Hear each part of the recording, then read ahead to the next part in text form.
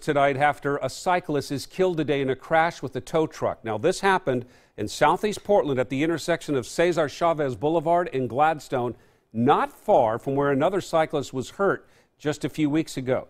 Jennifer Dowling on scene tonight live and found out there are renewed calls for safety tonight. Jennifer?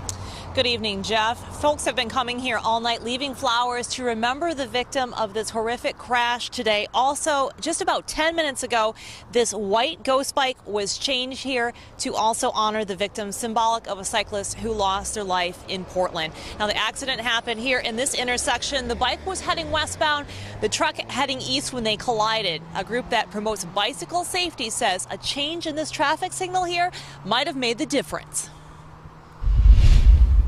But I've never seen anything that bad happen. Laura Fraley lives near the intersection on Gladstone where the bicyclist and tow truck collided. And my boyfriend and I both bike through that intersection every day and had that feeling of it could have been one of us. The collision also caught the attention of Rob Sadowski. His group, the Bicycle Transportation Alliance, is working toward a Vision Zero transportation system. The goal, 0 fatalities. It's not just failing the bicyclist, it's failing everybody. Although there are green bike boxes here in this intersection where the deadly crash happened, he says more could have been done to prevent it. There's not a left turn arrow, so there could be the addition to an arrow so that that vehicle, the tow truck, wouldn't have been able to turn left unless the forward coming traffic was stopped. Number 2, we could be looking at making sure that tow truck drivers are required to have commercial driver's licenses.